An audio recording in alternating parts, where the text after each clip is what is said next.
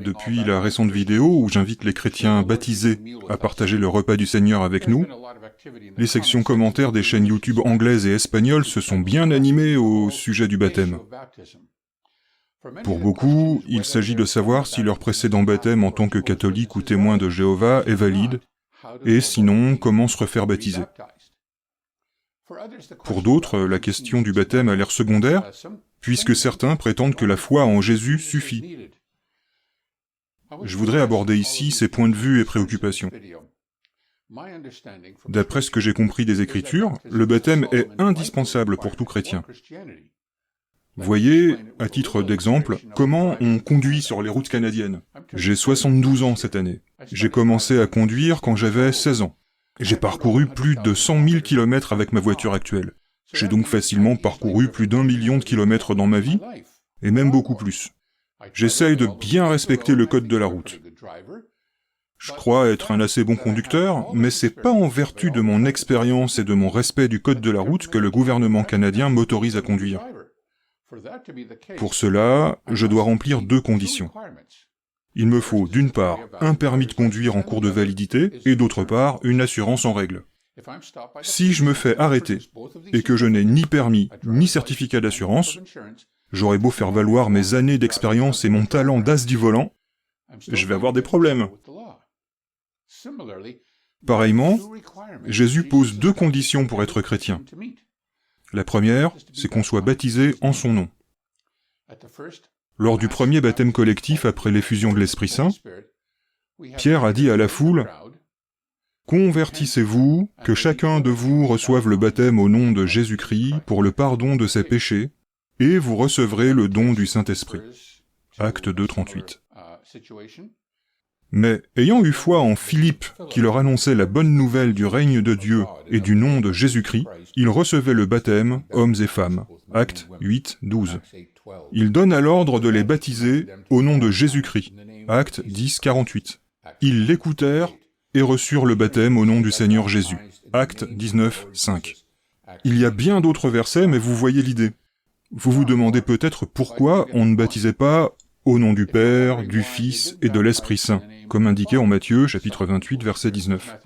En fait, de nombreux indices suggèrent qu'un copiste aurait falsifié ce verset au IIIe siècle pour renforcer la doctrine de la Trinité. Aucun manuscrit antérieur à cette époque ne contient cette formule.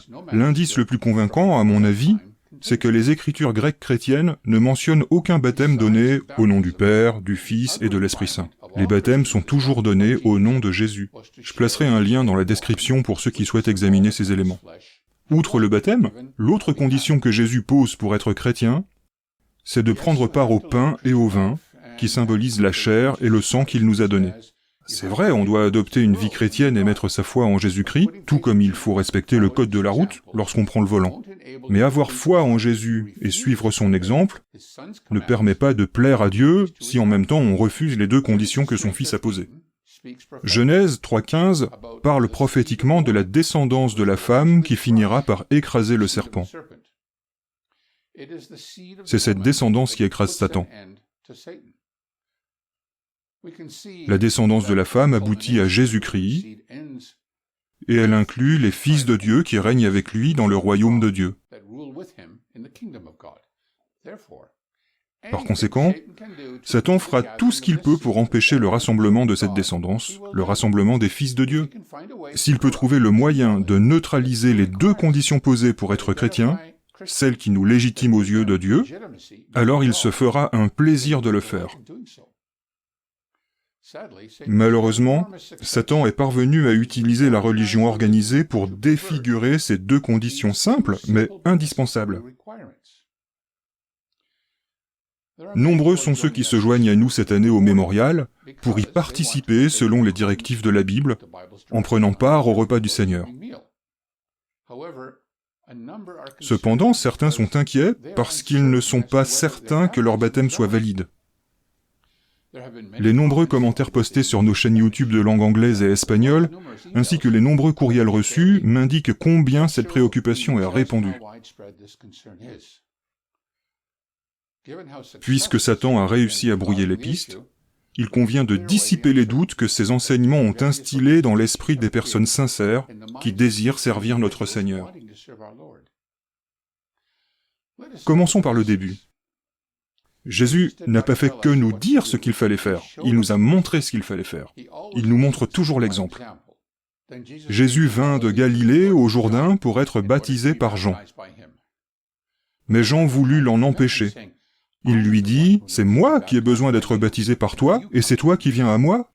Jésus lui répondit, « Laisse faire cette fois-ci, car c'est ainsi que nous devons accomplir tout ce qui est juste. » Alors il ne l'en empêcha plus. Après avoir été baptisé, Jésus remonta immédiatement de l'eau. Alors le ciel s'ouvrit, et il vit l'Esprit de Dieu descendre comme une colombe et venir sur lui. De plus, une voix venant du ciel dit « Voici mon Fils, le bien-aimé, qui a mon approbation. » Matthieu 3, 13-17, traduction du Monde Nouveau. On a ici de quoi tirer de nombreux enseignements à propos du baptême. Jean s'était d'abord opposé, parce qu'il baptisait les gens en symbole de leur repentance, et que Jésus n'avait pas de péché. Seulement, Jésus avait autre chose en tête.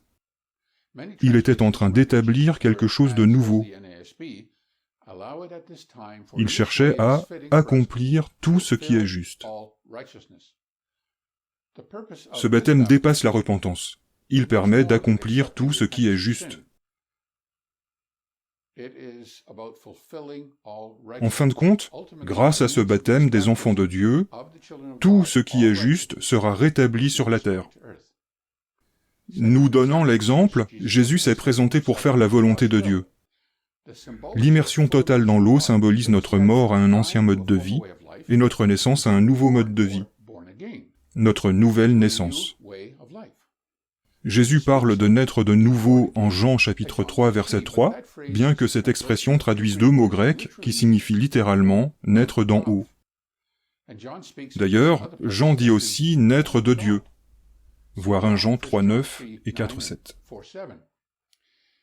Nous aborderons le sujet de la nouvelle naissance ou du fait de naître de Dieu dans une prochaine vidéo. Avez-vous vu ce qui s'est passé dès que Jésus est sorti de l'eau? L'Esprit Saint est descendu sur lui. Dieu le Père a oint Jésus avec son Esprit Saint. À ce moment-là, et pas avant, Jésus devint le Christ, ou le Messie, plus précisément, loin. Dans les temps anciens, on versait de l'huile sur la tête de quelqu'un, on l'oignait, pour le nommer à un poste élevé. Le prophète Samuel a versé de l'huile sur la tête de David. Il l'a oint pour en faire le roi d'Israël. Jésus est le grand David. De même, les fils de Dieu sont oints pour régner avec Jésus dans son royaume pour le salut de l'humanité. De ceci, Révélation chapitre 5 versets 9 et 10 dit « Il chantait un chant nouveau. Tu es digne de prendre le livre et d'en briser les attaches, car tu as été mis à mort, et en donnant ta vie, tu as racheté pour Dieu des gens de toute tribu, de toute langue, de tout peuple et de tout pays. Tu en as fait, pour servir notre Dieu, un royaume de prêtres, et ils régneront sur la terre. » Mais le Père ne se contente pas de répandre l'Esprit Saint sur son Fils. Il se fait entendre du haut du ciel en disant « Voici mon Fils, le bien-aimé, qui a mon approbation. » Quel bel exemple Dieu nous a donné! Il a dit à Jésus ce que tout fils ou fille souhaite entendre de la bouche de son Père. Il l'a reconnu, « Voici mon Fils ». Il lui a déclaré son amour, le bien-aimé, et il lui a exprimé son approbation. « Je fais savoir que tu es mon enfant. Je t'aime. Je suis fier de toi. » Il faut mesurer ce que notre Père Céleste ressent pour chacun de nous quand on se fait baptiser. Il nous reconnaît comme fils ou fille. Il nous aime. Il est fier de l'étape franchie.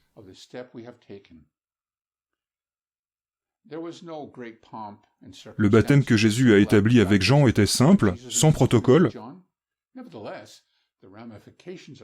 Cependant, ses implications sont si profondes que les mots manquent pour l'exprimer. On m'a souvent demandé comment me faire baptiser. Eh bien maintenant, vous le savez, grâce à l'exemple de Jésus. Idéalement, il faudrait qu'un autre chrétien nous baptise. Mais si vous n'en trouvez pas, remarquez que c'est un geste mécanique à la portée de n'importe qui, homme ou femme. Jean le Baptiste n'était pas chrétien. La personne qui baptise n'a aucun statut spécial. Jean était pécheur, même pas digne de délier la sandale de Jésus. L'important, c'est le baptême en lui-même, l'immersion complète et la sortie de l'eau. Quand on signe un document, le stylo n'a aucune valeur légale. Ce qui compte, c'est la signature. Bien sûr, si on me donne le permis de conduire, c'est à condition que j'accepte de respecter le code de la route. C'est pareil avec le baptême. Il implique que ma vie sera conforme aux normes morales élevées que Jésus lui-même a établies. Gardons tout ça à l'esprit.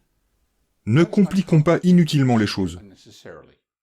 Servons-nous du récit biblique suivant comme d'un guide. S'adressant à Philippe, l'eunuque lui dit, « Je t'en prie, de qui le prophète parle-t-il ainsi? De lui-même ou de quelqu'un d'autre » Philippe ouvrit alors la bouche, et, partant de ce texte, il lui annonça la bonne nouvelle de Jésus. Poursuivant leur chemin, ils tombèrent sur un point d'eau, et l'eunuque dit, « Voici de l'eau, qu'est-ce qui empêche que je reçoive le baptême ?» Il donna l'ordre d'arrêter son char, tous les deux descendirent dans l'eau, Philippe et l'eunuque, et Philippe le baptisa.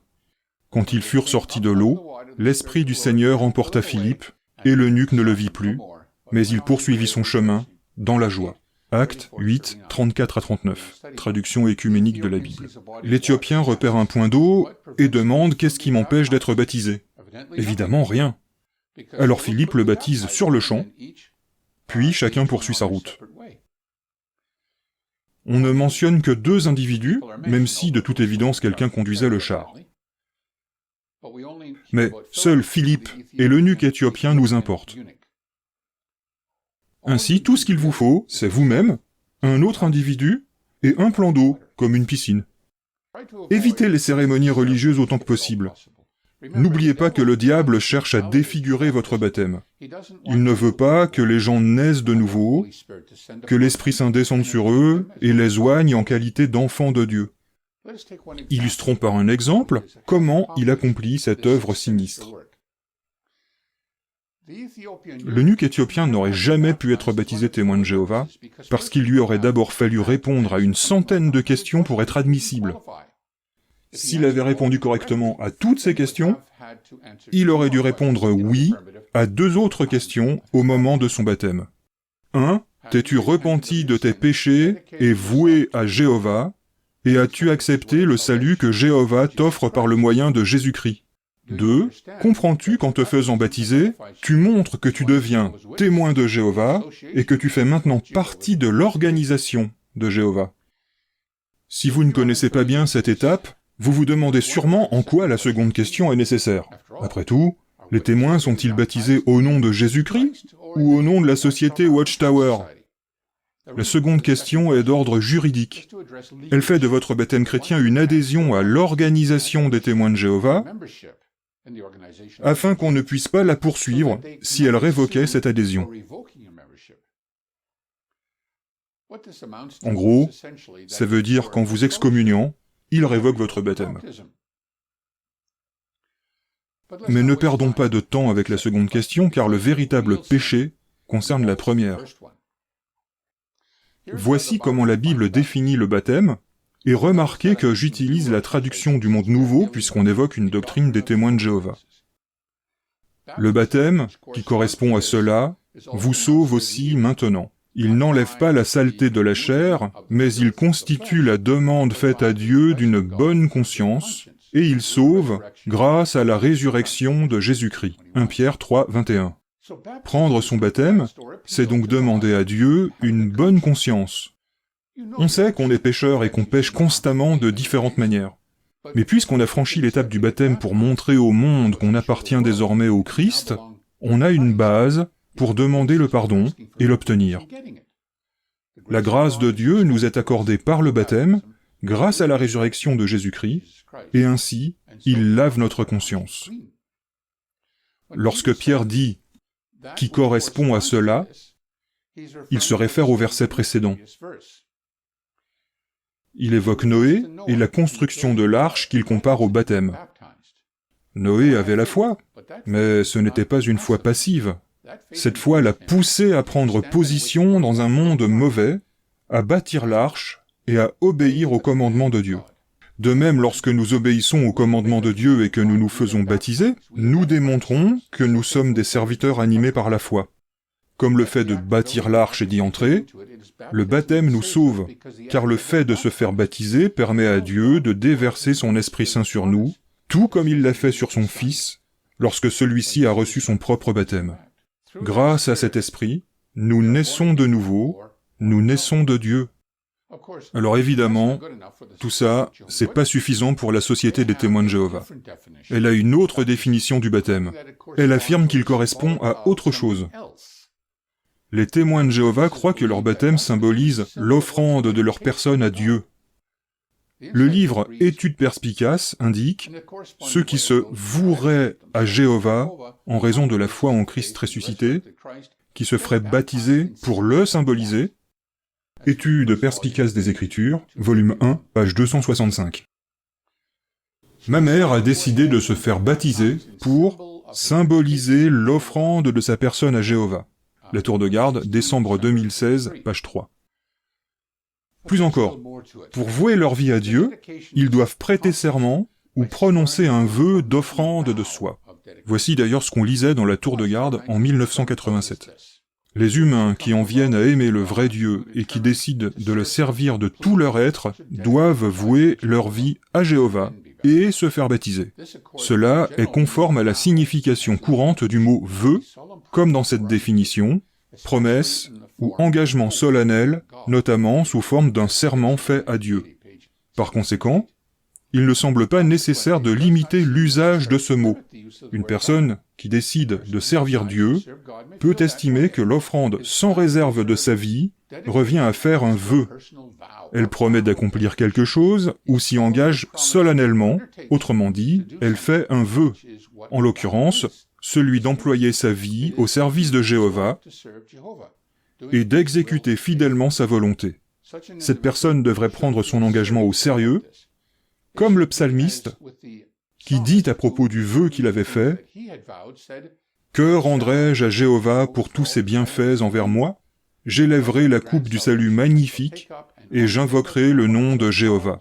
Je m'acquitterai de mes vœux envers Jéhovah. » Psaume 116, 12 à 14, voire Psaume 50, 14.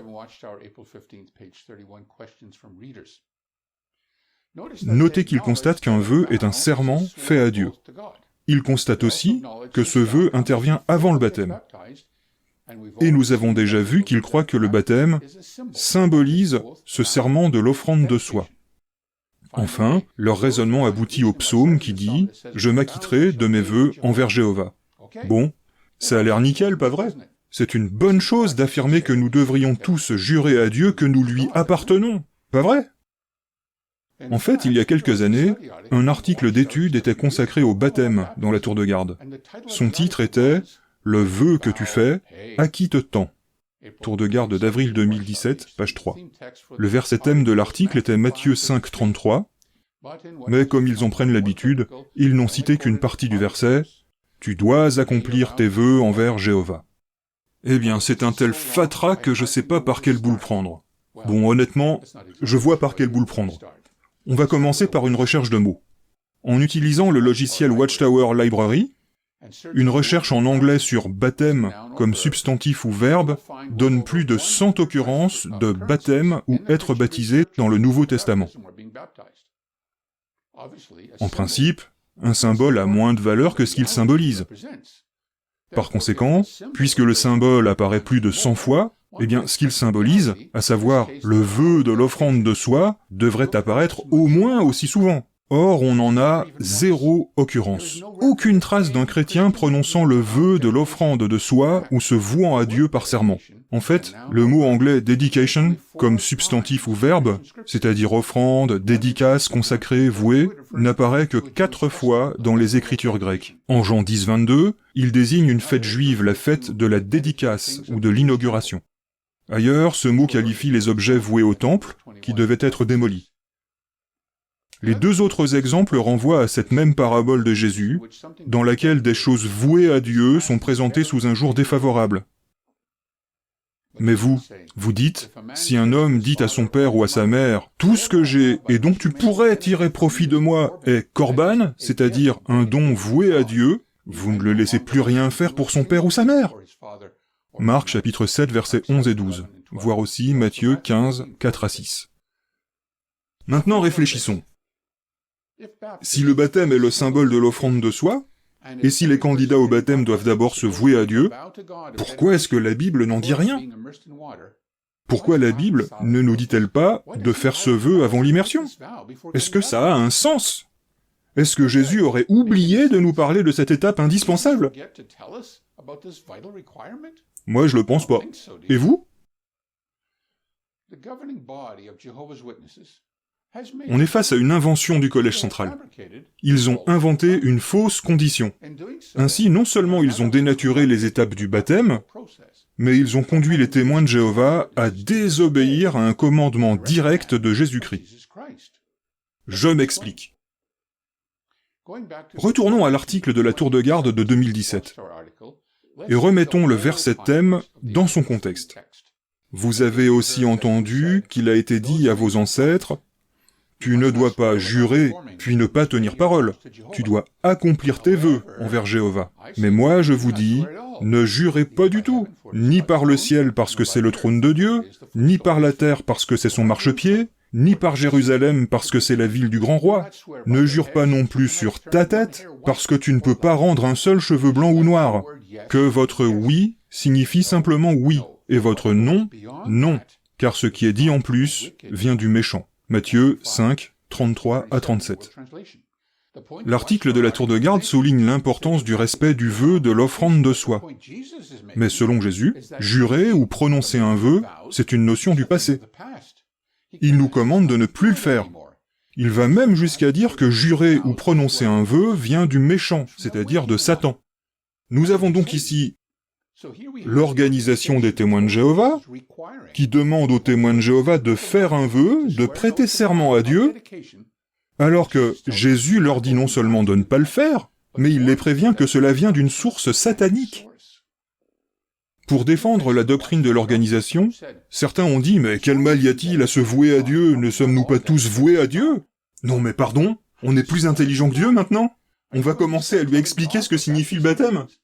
Quel père rassemble ses enfants autour de lui pour leur dire « Écoutez, je vous aime, mais ça suffit pas. Je veux que vous me fassiez l'offrande de vos vies. Je veux que vous prononciez un serment par lequel vous allez vous vouer à moi. » Il y a une raison pour laquelle ce n'est pas une obligation. Ça double le péché. Vous voyez, je vais pécher puisque je suis né dans le péché. Je vais donc devoir prier Dieu de me pardonner. Mais si j'ai prêté un serment d'offrande de ma vie, cela signifie que si je pêche, à ce moment-là, au moment de ce péché, j'ai cessé d'appartenir à Dieu, puisque je me suis offert au péché qui est devenu mon maître. J'ai donc brisé mon serment, mon vœu. Par conséquent, je dois me repentir du péché lui-même, puis me repentir d'avoir brisé mon vœu. 2 péchés. Mais il y a pire. Voyez-vous, un vœu, c'est un genre de contrat. Je vais donner un exemple. On prononce des vœux de mariage. La Bible n'exige pas qu'on les prononce, personne dans la Bible n'est dépeint en train d'en prononcer, mais on dit des vœux de mariage de nos jours. Je vais donc me servir de cet exemple. Le mari jure fidélité à sa femme. Que se passe-t-il s'il sort et couche avec une autre? Il a rompu son vœu. Cela signifie que sa femme n'est plus tenue de respecter sa part du contrat. Elle est libre de se remarier, car il a rompu son vœu. Il l'a rendu nul et non avenu. Ainsi, si quelqu'un se voue à Dieu, puis pêche ensuite, il a rompu le contrat. Dieu n'est plus tenu de respecter sa part. Ça signifie que, chaque fois qu'on pêche et qu'on se repent, il faut de nouveau se vouer à Dieu. Mais c'est ridicule! Si Dieu devait nous demander de faire un tel vœu dans le cadre des étapes qui conduisent au baptême, il nous mettrait dans une situation d'échec. Il garantirait notre échec, parce qu'on ne peut pas vivre sans péché. Par conséquent, on ne peut pas vivre sans rompre ce vœu. Il n'a jamais voulu faire ça. D'ailleurs, il ne l'a pas fait. Le baptême, c'est l'engagement que nous prenons de faire de notre mieux pour servir Dieu, en dépit de notre nature pécheresse. C'est tout ce qu'il nous demande. Si nous le faisons, il déverse sa grâce sur nous, et c'est sa grâce, par la puissance de l'Esprit, qui nous sauve en raison de la résurrection de Jésus-Christ. Avec mon permis de conduire et mon contrat d'assurance, j'ai le droit de conduire au Canada. Évidemment, je dois respecter le code de la route. Avec mon baptême au nom de Jésus et ma participation régulière au repas du Seigneur, je remplis les conditions requises pour me dire chrétien.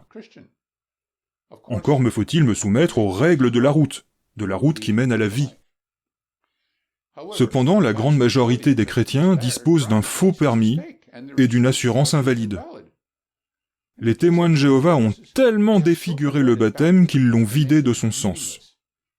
En plus, ils refusent aux gens le droit de participer aux emblèmes et vont jusqu'à exiger leur présence à la cérémonie pour s'assurer qu'ils refusent publiquement de les consommer.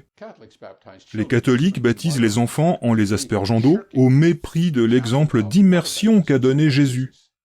Lorsqu'il s'agit de participer à l'Eucharistie, les laïcs ne reçoivent que la moitié du repas, le pain, sauf lors de certaines grand-messes. En outre, ils enseignent l'idée fausse selon laquelle le vin se transforme par magie en véritable sang humain au fur et à mesure qu'il descend la palette. À eux seuls, ces deux exemples montrent comment Satan a défiguré les deux conditions qui s'imposent à tout chrétien dans le cadre de la religion organisée. Il doit s'en frotter les mains et en rire de joie. À ceux qui hésitent encore, si vous voulez être baptisé, trouvez un chrétien ou une chrétienne, il y en a partout, demandez-lui de vous accompagner dans une piscine, un étang, un jacuzzi, ou même une baignoire, et faites-vous baptiser au nom de Jésus-Christ. C'est entre vous et Dieu, celui que par le baptême, vous appellerez « Abba, Père » ou « Cher Papa ».